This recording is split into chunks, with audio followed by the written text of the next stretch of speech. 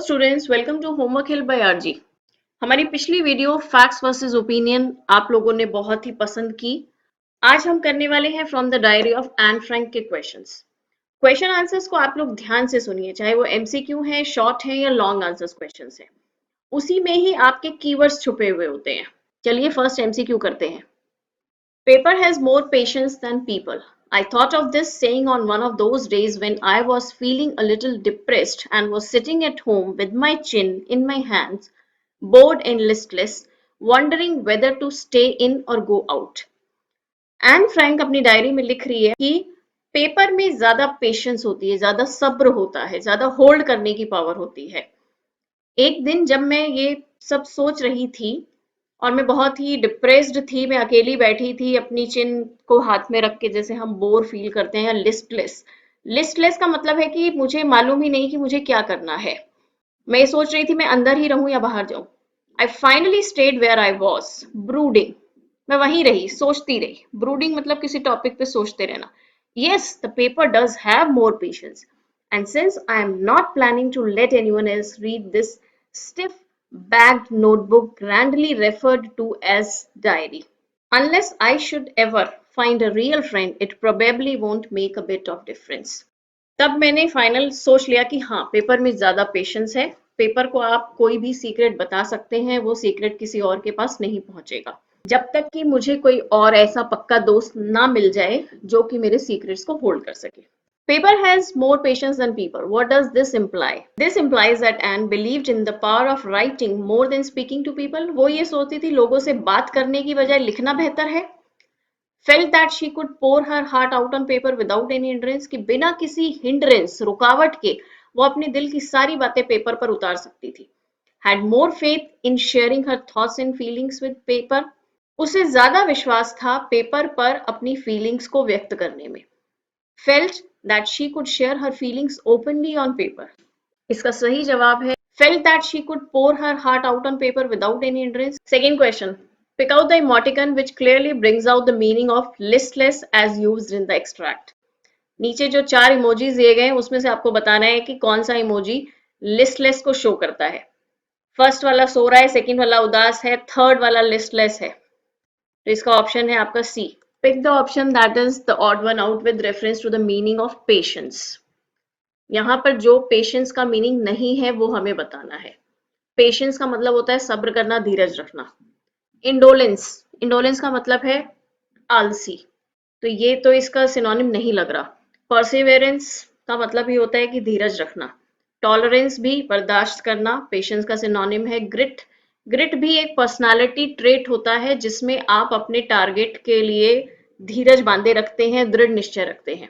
तो हमारा इसका आंसर होगा option 1, indolence. If the diary were a real friend, what qualities would Anne expect it to have? Pick the option that lists these correctly. अगर diary एक real friend होती तो N उसमें क्या क्या खूबियों को चाह रही थी? Optimistic, good listener, confident, energetic, non judgmental, outgoing, ambitious. वो चाहती थी कि जो भी उसका फ्रेंड हो वो एक गुड लिसनर हो, कॉन्फिडेंट हो कि उसकी बातों को सीक्रेट रख सके, और नॉन जजमेंटल हो, उसको जज ना करे। तो इसलिए हम देखते हैं 2, 3, 5 वाला कोई कॉम्बिनेशन है, combination C. Pick out the sentence that brings out the meaning of brooding as used in the extract. Extract में हमें बताया गया था कि she was brooding over this matter, कि वो उस पर सोचे जा रही थी। तो इस सेंस में देखते हैं कौन से सेंटेंस में इसे यूज किया गया है। The mysterious house on the hill is still brooding over the village. The people at the stock market always keep brooding about the gains. He was brooding over the matter and took a long time to decide. ये exactly same चीज है जैसा कि extract में कहा गया है। Fourth भी देख लेते हैं। Suspense and drama were brooding at the site of the investigation. C is correct. Anne does not plan to let anyone else read her diary. वो नहीं चाहती थी कि कोई और उसकी डायरी को पढ़े। क्यों? She is secretive about her life. वो अपनी लाइफ के बारे में बहुत secretive थी। It is about her intimate feelings. ये उसकी पर्सनल बातें थी जो वो हर किसी को नहीं बताना चाहती थी। She is unwilling to share it with anyone. वो और किसी से उसको शेयर नहीं करना चाहती थी। She wants to cherish these moments herself. वो इन बातों को बस खुद ही संजो कर रखना चाहती थी। तो सही जवाब है B. Pick the option that lists the image that most appropriately corresponds to chatterbox. In images में से आप कौन सी image को chatterbox के साथ correlate करेंगे? Clearly it is the second image, option 2. Second MCQ समझते हैं. Mr. Keesing had a good laugh at my arguments, but when I proceeded to talk my way through the next lesson, he assigned me a second essay. उसके teacher जो थे mister की सिंह, जो maths के teacher, जब उन्होंने उसके arguments पढ़े कि वो इतना ज्यादा क्लास में क्यों बोलती है, तो उन्हें बहुत जोर से हंसी आई। लेकिन थोड़ी ही देर में उन्होंने उसको एक दूसरी पनिशमेंट दे दी, दूसरा एसे लिखने को दे दिया। This time it was supposed to be on an incorrigible chatterbox, और इस बार एसे का टॉपिक क्या था कि एक ऐसा चैटर बॉक्स जिसे ठीक नहीं किया जा सकते, जो इनकरेजिबल है। I handed it in and Mr. Keesing had nothing to complain about for 2 whole lessons. मैंने उनको लिख कर दे दिया और उसके बाद अगले 2 लेसन तक उन्होंने कोई शिकायत नहीं की। However, during the third lesson, he would finally had enough. Anne Frank, as a punishment for talking in class, write an essay entitled "Quack Quack Quack," said Mistress Chatterbox. 2 lesson तक तो वो चुप रहे, लेकिन तीसरे में उन्होंने कहा कि बस अब बहुत हो गया, अब तुम ये तीसरा ऐसे और लिखो जिसका टाइटल होगा quack quack quack said mistress chatterbox. मतलब वो इतना ज्यादा बोलती थी कि टीचर उसके बोलने से बहुत ज्यादा परेशान हो चुके थे। फर्स्ट क्वेश्चन लेते हैं। What convincing argument was made by Anne? Anne ने क्या आर्ग्यूमेंट दिया कि वो इतना ज्यादा क्यों बोलती है? अगर आप लोगों ने लेसन पढ़ा होगा तो आपको मालूम होगा कि उसने बोला था कि ये जो क्वालिटी है उसके अंदर उसकी माँ से आई है, इसलिए वो कुछ नहीं कर सकती। तो इसको आप पढ़ेंगे तो option C, she had inherited the trait from her mother so could not stop being talkative. What does had a good laugh imply in the context of Mister Keesing? इसका क्या मतलब है कि Mister Keesing had a good laugh, कि वो उन्हें बहुत जोर से हंसी आई? It means that he celebrated his ability to make and write the essay. क्या वो ये सोच के खुश हो रहे थे कि उन्होंने एन से एसे लिखवा लिया? Ridiculed Anne in front of the whole class, पूरी क्लास के सामने उन्होंने एन का मजाक उड़ाया। Pulled up Anne for her arguments in the essay, essay में उसने जो भी आर्ग्यूमेंट्स दिए थे उसके लिए उन्होंने उसकी टांग खींची। Realise the humour in it and was amused, essay में उन्हें जो ह्यूमर पार्ट लगा उस पर वो मुस्कुराए और खुश हुए। तो answer is D. Based on this extract, pick the option with the list of words that best describe Mr. Keesing. नीचे कुछ वर्ड्स दिए गए हैं, उनमें से आपको बताना है कि कौन से पेयर ऑफ वर्ड्स जो है मिस्टर कीसिंग को सही तरीके से डिस्क्राइब करते हैं। जॉवियल एंड क्रिएटिव, जॉवियल होता है हंसी मजाक वाला, तो वो नहीं थे। स्ट्रिक्ट एंड इनोवेटिव, ये हम कह सकते हैं, क्योंकि वो स्ट्रिक्ट भी थे। और इनोवेटिव क्यों थे? क्योंकि उन्होंने एक नई टाइप की पनिशमेंट जो है वो एन फ्रैंक को दी। टॉलरेंट और स्ट्रिक्ट थे, वो टॉलरेंट नहीं थे क्योंकि वो बर्दाश्त नहीं कर पा रहे थे कि वो इतना ज्यादा बोल रही है। इनोवेटिव एंड जॉवियल भी नहीं थे, तो right answer is B, strict and innovative. Why do you think Mr. Keesing chose the title An Incorrigible Chatterbox for Anne to write on? This was so because he expected, उन्होंने second time में ये वाला title क्यों लिया, incorrigible chatterbox? And to express her inability to elaborate on such a topic, क्योंकि Anne ने ये बोला था कि मैं इस टॉपिक पे नहीं लिख सकती। That this would embarrass Anne and would check her indiscipline, उन्हें लगा कि शायद इस टॉपिक के टाइटल को सुनकर एन थोड़ी एम्बेरस फील करेगी और हो सकता है कि आगे से डिसिप्लिन में रहे। Her to apologize and not repeat her talkative behaviour, कि वो माफी मांगेगी और अपना बिहेवियर चेंज करेगी। And to explore her creative writing skills, कि ताकि वो अपनी राइटिंग स्किल्स को और ज्यादा एक्सप्लोर कर सके। उन्होंने इसलिए दिया था कि वो एम्बेरस फील करे और बोलना कम कर दे क्लास में। How did Anne feel when she was punished the third time by Mr. Keesing? तीसरी बार जब एन को पनिशमेंट मिली तो उसने कैसा महसूस किया? She was happy as she had to write 3 essays on the same topic. उसे बड़ी खुशी हो रही थी। Enjoyed making fun of Mr. Keesing in her own way. Mister Keesing का मजाक बनाने को वो एंजॉय कर रही थी। Was worried as she had run out of original ideas for her essay, अब की बार वो थोड़ी वरिड थी क्योंकि उसे लग रहा था कि उसके पास सारे आइडियाज खत्म हो गए हैं, अब वो तीसरे एसे में क्या लिखेगी। Was thrilled at another opportunity to showcase her writing abilities, उसने सोचा कि एक और मौका मिला है मुझे अपनी राइटिंग एबिलिटीज दिखाने का। तो हमारा इसका सही जवाब है third, was worried as she had run out of original ideas for her essay. Short question answer शुरू करते हैं। Enumerate any 2 reasons that justify Mr. Keesing's displeasure at Anne's talking in class. कोई दो ऐसे रीजंस बताइए जिससे आपको ये लगता है कि मिस्टर कीसिंग जो हैं वो एन के लगातार बोलते रहने वाली आदत से बड़े दुखी थे, परेशान थे। Mister Keesing was an old fashion and strict teacher. वो एक पुराने जमाने के टाइप के टीचर थे जो कि स्ट्रिक्ट थे। He wanted the students to be attentive in class. वो ये चाहते थे कि बच्चे पढ़ाई पर फोकस करें। He was displeased at Anne's talkative behavior during the class. Moreover, she was not good at maths. तो वो बार बार बोलती थी जिससे कि क्लास डिस्टर्ब होती थी, इसलिए वो उससे परेशान थे। और दूसरी बात ये भी थी कि एन जो है वो मैथ्स में बहुत ज्यादा अच्छी नहीं थी। Second question, comment on the teacher student relationship shared between Anne and Mister Keesing. Anne और मिस्टर कीसिंग के बीच में किस टाइप का रिश्ता था? The teacher-student relationship between Anne and Mr. Keesing was not amiable because he had punished her thrice for talking in the class. Anne और mister Keesing के बीच में टीचर स्टूडेंट रिलेशनशिप बहुत ज्यादा अच्छा नहीं था क्योंकि मिस्टर कीसिंग ने उसको 3 बार पनिशमेंट दी क्लास में बोलने के लिए। Although he appreciated Anne's poetry in front of other students later on, हालांकि बाद में उन्होंने एन की पोइट्री को बाकी सभी स्टूडेंट्स के सामने प्रेज भी किया कि उसने बहुत ही अच्छा लिखा है। Anne wrote in her diary to get things off her chest. List any 2 reasons why getting things off one's chest is recommended by counselors as therapeutic. Anne ने कहा कि उसका दिल बड़ा भारी हो रहा है, इसलिए वो सारी की सारी बातें अपनी डायरी में लिखना चाहती है। क्या आप ऐसी कोई 2 वजह बता सकते हैं जिससे कि getting things off one's chest is recommended by counsellors? जैसे लोग बोलते हैं ना कि मेरे सीने पर बहुत बोझ है, तो जब कोई अपने मन की बात कह देता है तो वो बोझ खत्म हो जाता है। इसलिए डॉक्टर्स और काउंसलर्स लोगों को ये सलाह देते हैं कि अपने दिल की बात आप किसी से कहिए या लिखिए, उससे आपका दिल हल्का होगा। तो इसे हम आंसर में कैसे लिखेंगे?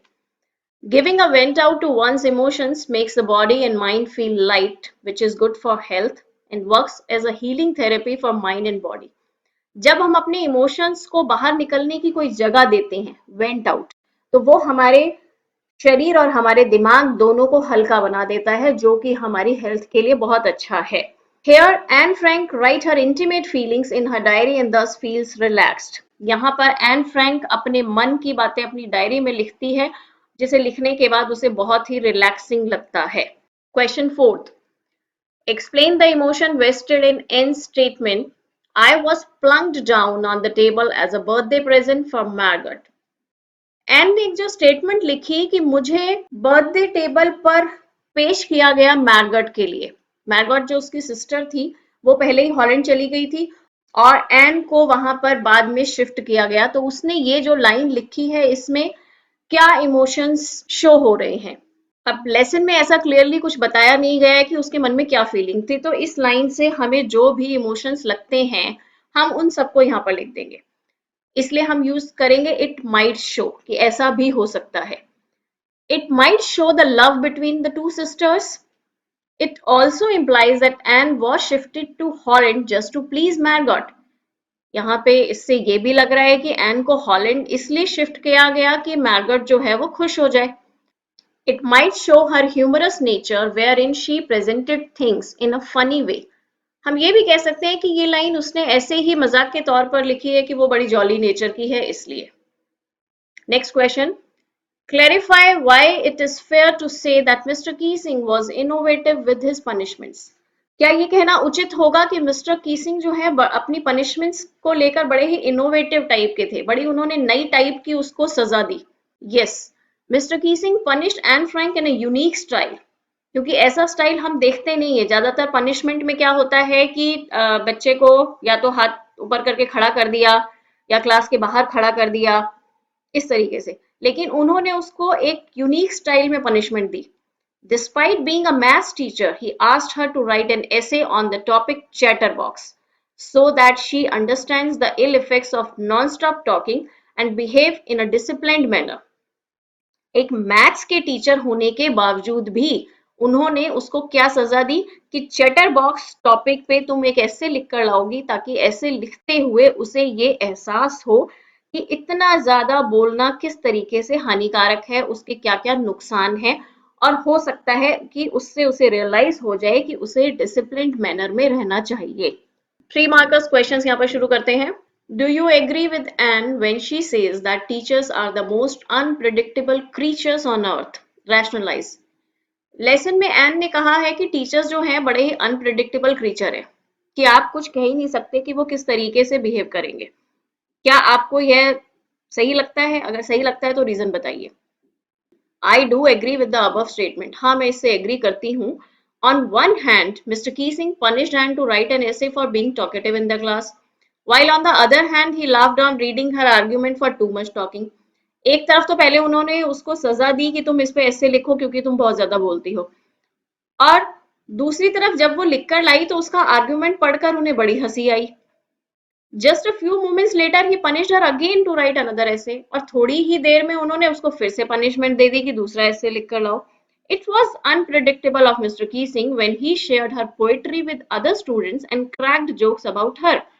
और इससे भी ज्यादा क्या अनप्रिडिक्टेबल था कि मिस्टर कीसिंग ने उसकी पोइट्री को दूसरे बच्चों के साथ शेयर किया और उसके बारे में जोक्स भी कहे। And bid a heartbreaking farewell to Mrs. Kypros, as Anne write a brief farewell note to Mr. Keesing after being promoted to the next class. Question को ध्यान से पढ़िएगा। वो कह रहे हैं कि मिसेस क्यूपरस को उसने बहुत ही हार्ट ब्रेकिंग फेयरवेल दिया, लेकिन अब आपको एक फेयरवेल नोट लिखना है और आपको मिस्टर कीसिंग के लिए लिखना है। स्टार्टिंग उन्होंने बता दी है, इट हैज बीन से इस तरीके से आप स्टार्ट करेंगे। डियर मिस्टर कीसिंग, आपके साथ ये साल बहुत ही अच्छा रहा। Your punishment made me realize that the habit of talking too much in the classroom had a negative effect on my studies. आपकी पनिशमेंट के कारण मुझे ये रियलाइज हुआ कि इतना ज्यादा बोलना जो है मेरे पढ़ाई पे नेगेटिव असर डाल रहा है। I have learn the importance of discipline now. अब मुझे सबक मिल गया है, मैं सीख गई हूँ डिसिप्लिन में रहना। Moreover, your appreciation of my poetry inspired me to write even more. और आपने मेरी पोइट्री को जो इतना ज्यादा अप्रिशिएट किया, उससे मुझे और ज्यादा लिखने की प्रेरणा मिली है। I feel your innovative punishment was a blessing for me in disguise. मुझे ऐसा लगता है आपने जो मुझे पनिशमेंट दी वो मेरे लिए दुख के भेष में सुख था। Thank you Anne Frank. Diary entries में आप लोग अपनी पसंद से कुछ भी लिख सकते हैं, ऐसा नहीं है कि आपको सेम इन्हीं वर्ड्स को कॉपी करना है, ये एक सब्जेक्टिव आंसर है, आपकी चॉइस है। Anne said that the only thing missing was the presence of a true friend. Imagine that Anne had access to the internet and had chosen to blog instead of writing a diary. As Anne write a blog post on the value of a true friend. Anne को ऐसा लगता था कि उसका कोई true friend नहीं है, इसीलिए उसे डायरी लिखनी पड़ रही है। मान लीजिए उस समय पे इंटरनेट वगैरह सब होता और लोग अपने ब्लॉग्स लिख सकते। ब्लॉग में आप अपने मन की बात या अपनी नॉलेज को शेयर करते हैं दूसरों के साथ। तो आपको एन की तौर पर एक ब्लॉग पोस्ट लिखना है जिसमें आपको बताना है value of a true friend. Format आपको दिया हुआ है इस तरीके से, dearestkittyblogger.com, and Frank 25 June 1942। 40 to 50 words का आंसर है, आप अपने हिसाब से छोटा बड़ा कर सकते हैं। The value of a true friend. A friend in need is a friend Indeed. ऐसा कहा जाता है कि जो जरूरत में काम आए वही सच्चा मित्र है। But for me a true friend is a good listener and a confident. A true friend must be able to hold secretly the intimate feelings of his or her friend from others. लेकिन मैं ऐसा सोचती हूँ कि एक अच्छा दोस्त वो है जो कि एक अच्छा लिसनर भी हो और आपकी बातों को सीक्रेट रख सके। If one cannot find these qualities in a real friend, a diary is the best option because the paper has more tolerance in people. अगर किसी को एक सच्चा दोस्त नहीं मिलता तो उसकी जगह आप डायरी को भी अपनी सारी बातें बता सकते हैं, क्योंकि पेपर के अंदर बहुत ज्यादा बर्दाश्त करने की पावर होती है। A true friend is a blessing. अगर आपको अच्छा फ्रेंड मिल जाता है तो आपके लिए वो एक तरीके की ब्लेसिंग है। Anne says that there were so many dummies in the class that about a quarter of them should not be promoted. Is she being rude or brutally honest? Evaluate. Anne ने lesson में कहा है कि पूरी class में 1/4 यानी कि 1/4 बच्चे जो क्लास के हैं उन्हें प्रमोट नहीं होना चाहिए, वो दूसरी क्लास में नहीं जा पाएंगे। आपको क्या लगता है कि ऐसा बोलना रूड है या वो ऑनेस्ट है इसलिए ऐसा लग रहा है? Anne is being brutally honest. वो ऑनेस्ट ही बोल रही है क्योंकि कहा जाता है ना कि सच हमेशा कड़वा होता है। She said so because almost a quarter of students kept on betting throughout the year instead of studying. उसने ऐसा क्यों कहा? क्योंकि जो उसके पीछे 2 लड़के बैठते थे, सीएन और जैकस, और उसके अलावा भी और बहुत सारे बॉयज़ जो हैं, वो सारा साल सिर्फ़ इन्हीं बातों पर शर्त लगाते रहते थे कि वो अगली क्लास में पास हो पाएँगे या नहीं हो पाएँगे। They remained anxious about being promoted to the next class and had spent their money on betting. और इस तरीके से शर्त लगा-लगा कर सीएन और जैकस ने तो अपनी पूरी हॉलिडे सेविंग शर्त लगाने पर खत्म कर दी थी। अब हम 100 वर्ड्स क्वेश्चन डिस्कस कर रहे हैं। इनमें आपको कोई भी परेशानी होती है किसी भी क्वेश्चन में तो आप कमेंट में लिखकर पूछ सकते हैं। Your teacher has organized a debate and you have been asked to speak on consequences and positive reinforcements have a great impact on student behavior. आपकी टीचर ने एक डिबेट कंपटीशन रखा है जिसका टॉपिक है कि अगर किसी बच्चे को सही अप्रेजल मिलता है, बच्चे ने अच्छा काम किया और उसको वाह-वाही मिलती है तो उसका बहुत अच्छा असर पड़ता है एक स्टूडेंट के बिहेवियर पर। Write the debate script with 3-4 points to supplement your stand either as a proposition speaker or an opposition one. इस टॉपिक के आप फेवर में हैं या अगेंस्ट में हैं? किसी भी एक को चूज कीजिए और डिबेट की स्क्रिप्ट आपको लिखनी है जिसमें आपको 3 से 4 पॉइंट्स मेंशन करने हैं जरूर। तो हम इसके फेवर में लिख रहे हैं।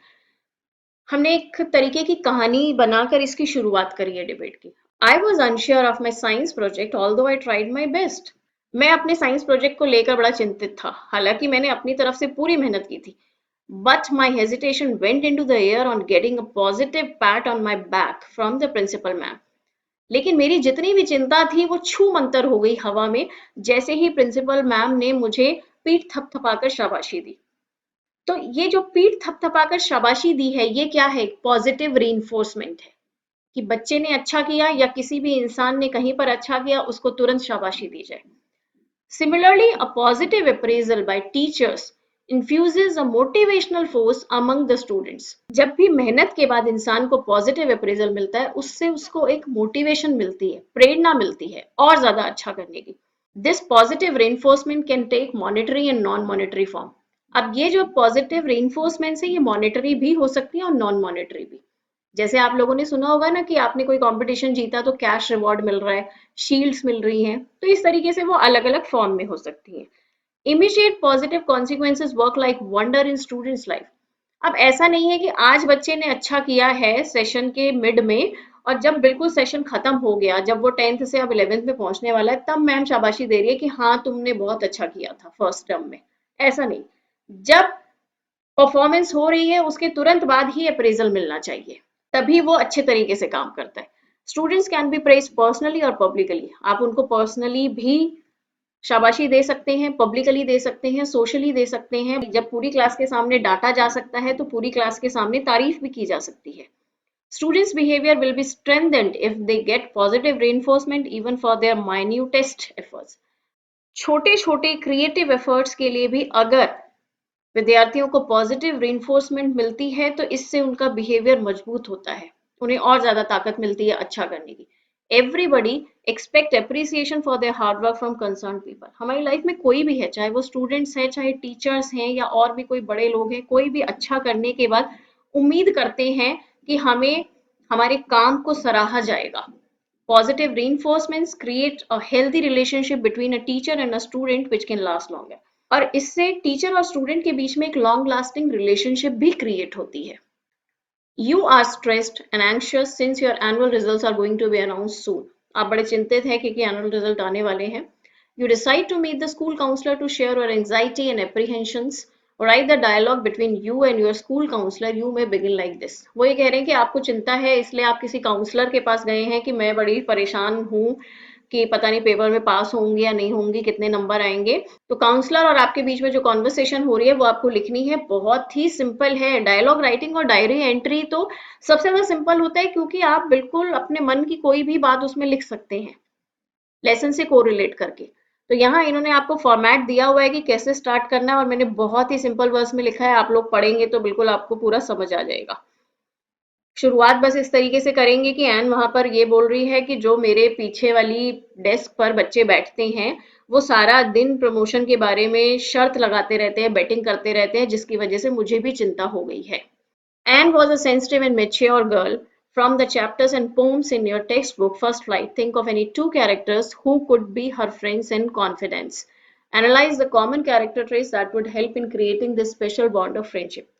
इस तरीके का क्वेश्चन सीबीएसई ने बहुत से लेसन्स में डाला है कि वहां पर वो को रिलेट कर रहे हैं कि इस लेसन के कैरेक्टर को दूसरे के साथ करना है।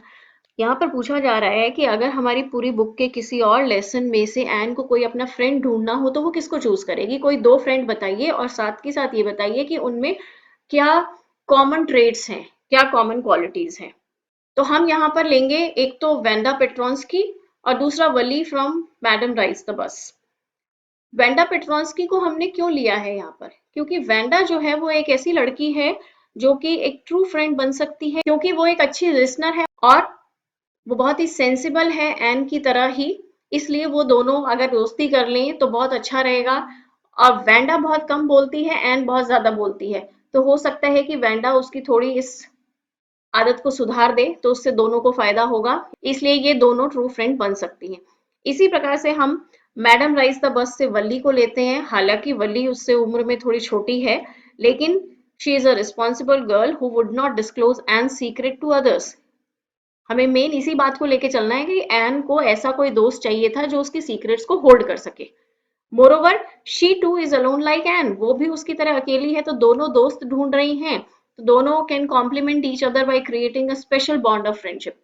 And one more thing, both are self respecting and fun loving girls. दोनों की दोनों जो हैं वो लाइफ को एंजॉय करना चाहती हैं, फन लविंग है, इसलिए दोनों की दोस्ती बहुत अच्छी रहेगी। तो यहाँ पे हमारा ये वाला लेसन भी खत्म होता है। अगला हम लेकर आ रहे हैं आपके पास वेंडा पेट्रोन्स्की वाला द 100 ड्रेसेस।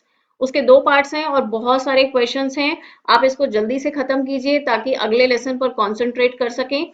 अगली वीडियो के साथ मिलते हैं। Till then good bye.